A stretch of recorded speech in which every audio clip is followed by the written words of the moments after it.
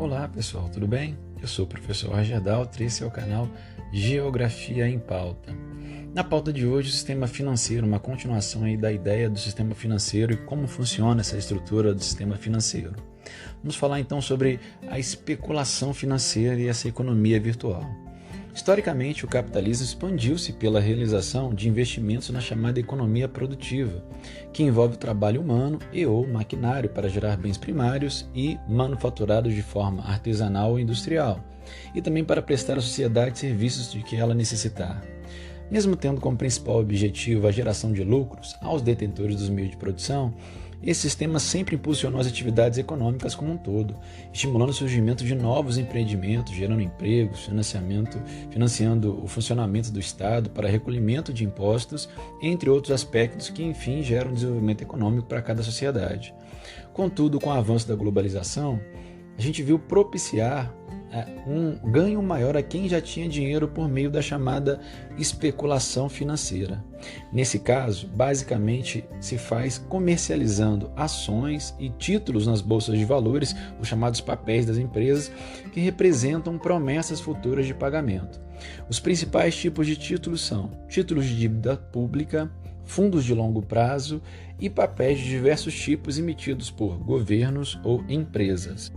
Contudo, há de se ressaltar alguns problemas desse crescimento da especulação financeira nas últimas décadas.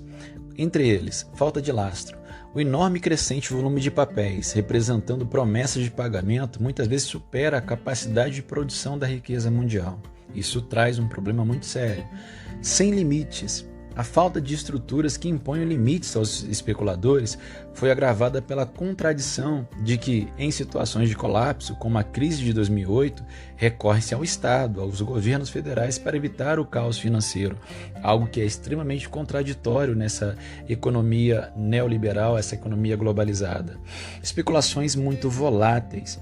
Os países dependentes economicamente das especulações, ao passarem por alguma crise, redirecionam seus investimentos para outros locais. Essa ação fragiliza os países menos abastados. E aí uma pergunta: há benefícios? Essa economia não dá oportunidade de desenvolvimento econômico e de infraestrutura às nações de maneira geral e nem gera emprego em primeiro momento às populações. A questão do endividamento global. Um dos aspectos mais marcantes da complexidade do funcionamento do mundo financeiro é a convivência dos países com vultuosos endividamentos. Muitas nações, inclusive, atuam simultaneamente como devedoras e credoras no mercado internacional.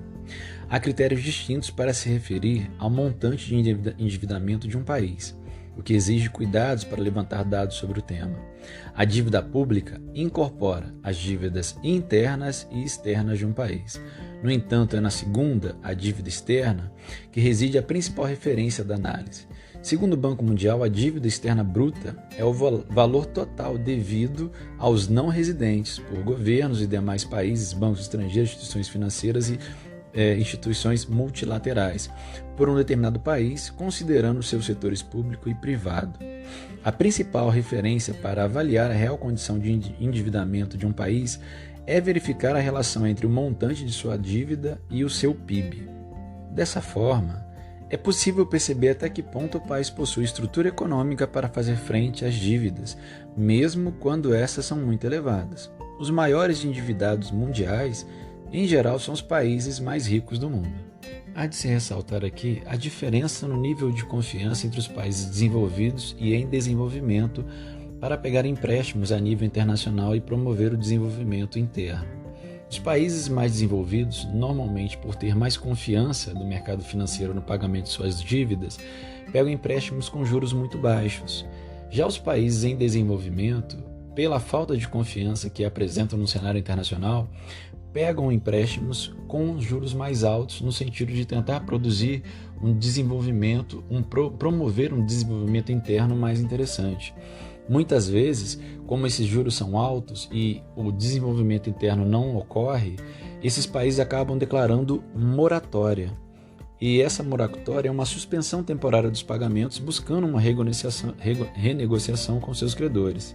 Situações que produzem impactos severos à economia mundial e, é claro, à própria economia desses países que já apresentam uma certa sensibilidade e fragilidade no cenário internacional.